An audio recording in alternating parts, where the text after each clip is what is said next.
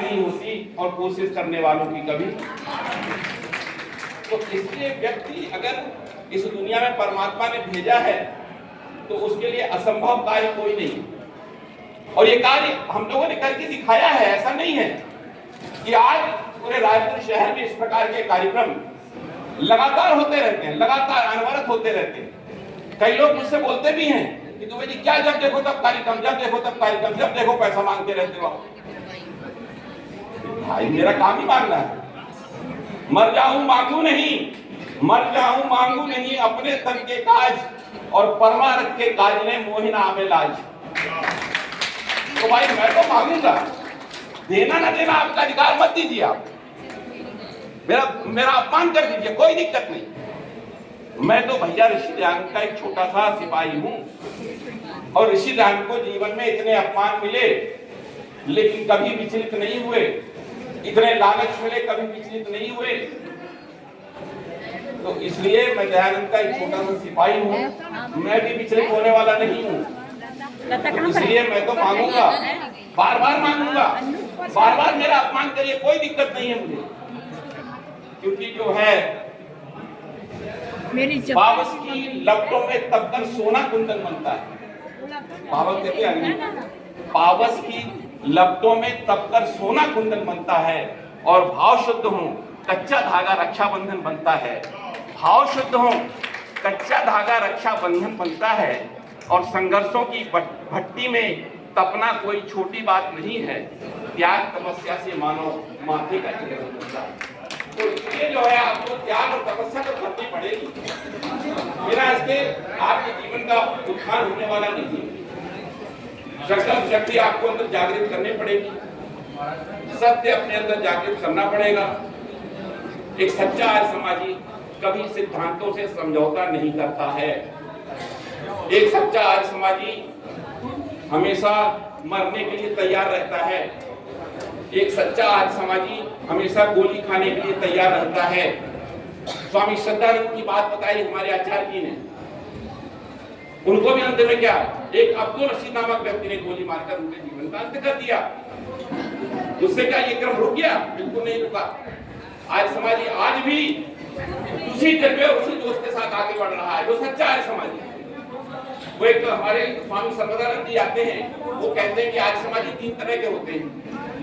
एक असली आर्य समाजी, एक नकली आर्य समाजी और एक फसली आर्य समाजी। असली आर्य समाजी वो है जो ऋषिध्यान के बनाए हुए नियमों का पालन करता है, और नकली वो है जो सिर्फ दिखावा करता है। मुखौटा आर्य समाज का लगा रखा है लेकिन एक भी काम संध्या के मंत्र याद नहीं है, हवन के मंत्र याद नहीं है, न कभी संध्या करता है, वो नकली है। और एक फसली है जो जैसा देखा माहौल वैसा पलट गया, जिधर बम उधर हम। तो इसलिए जो है हमको असली आर्य समाजी बनना है और तभी आपके जीवन का उत्थान होने वाला है, इसके अलावा होने वाला नहीं है। आप कितने भी मंदिर मस्जिद और गुरुद्वारे कर लीजिए, आप कितने भी केदारनाथ बद्रीनाथ चले जाइए, लेकिन जब तक सत्य की राह पर नहीं चलोगे तब तक आपका उत्थान होने वाला नहीं है। मेरा आप सबसे निवेदन है, इस प्रकार के कार्यक्रम आप लोग भी प्रेरणा इससे लीजिए और आप लोग इस प्रकार के कार्यक्रम कराइए। विद्वानों की सत्संगी होगी तो हो सकता है हमारा जीवन उज्जवल हो जाए और हम उस परम पिता परमात्मा के निकट पहुंचने के लिए तत्पर हो जाएं। ऐसा काम हम करें। मैं आप सबको, सभी लोगों को, सर्वप्रथम आचार्य जी को और सारी बेटियों को, आचार्य को, पंडित कमल नारायण जी को, अजय आर्य जी को, आचार्य सुरेश जी को, सुरेश जी भी परोक्ष रूप में इन्होंने हमारा बहुत सहयोग किया है, इन सबको मैं धन्यवाद देता हूँ। और विशेष धन्यवाद मैं अग्रवाल परिवार को, राजेश जी को, शिव जी को, ममता जी को और सभी लोगों को और उनके रिश्तेदारों को भी धन्यवाद देता हूँ। वो भी आते हैं और पूरा सहयोग करते हैं तन मन और धन से।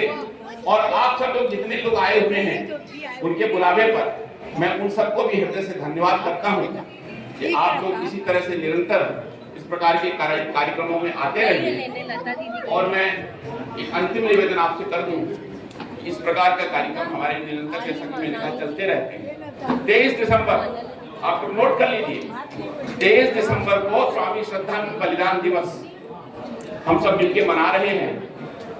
आपका शांति नगर में नया एक हॉल बना है निमतारा, जो कि बहुत बड़ा है, 300 की कैपेसिटी एयर कंडीशन हॉल है। शांति नगर में मधुचिले चौक पर है। शाम को 4 बजे से कार्यक्रम होगा। उसमें आर्य जगत के एक बहुत बड़े विद्वान योगेश भारद्वाज जी आ रहे हैं, जो बहुत अच्छी वक्ता है। तो मेरा आप सबसे निवेदन है, मेरी आवाज जितने लोग सुन रहे हैं सब लोग आएंगे, सब वहां पर आमंत्रित हैं और बहुत अच्छा कार्यक्रम होगा। योगेश भारद्वाज जी बहुत अच्छी वक्ता हैं और स्वामी श्रद्धानंद की एक झलकियां अभी आपको आचार्य जी ने बताई थी कि उनका कैसा व्यक्तित्व था। उनका व्यक्तित्व इतना महान, इतना ऊंचा था कि नेहरू जी उनके पैरों पर बैठा करते थे। नेहरू एक फोटो लगा हुआ दिल्ली में म्यूजियम में उनके, जिसमें कि नेहरू जी उनके पैरों के नीचे बैठे हुए। तो इस तरह का महान व्यक्तित्व था स्वामी श्रद्धानंद का। ऐसे व्यक्तित्व को सुनने के लिए आप जरूर आइए। 23 दिसंबर 1926 को अब्दुल रशीद नामक व्यक्ति ने उनकी गोली मारकर हत्या कर दी। इसलिए हर वर्ष 23 दिसंबर को उनका बलिदान दिवस मनाया जाता है। मेरा आप सबसे विनम्र निवेदन है कि आप सब लोग समय निकालकर उस कार्यक्रम में आइए।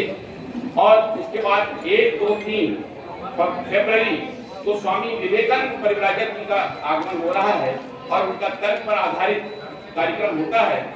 वो तर्क पे आपकी जो भी शंका के समाधान करते हैं वो उनका भी अद्भुत कार्यक्रम होता है। तो ये 2 तारीखें आप नोट कर लीजिए, 23 दिसंबर, 1, 2, 3 फरवरी। तो इस तरह अगर आप आएंगे तो निश्चित रूप से हमारा मनोबल बढ़ेगा और हम अच्छे से अच्छे आज जगत के विद्वानों को बुलाकर आपके समक्ष अच्छे से अच्छा कार्यक्रम करवा पाएंगे। इन्हीं शब्दों के साथ मैं अपनी वाणी को विराम देता हूँ। बहुत बहुत धन्यवाद।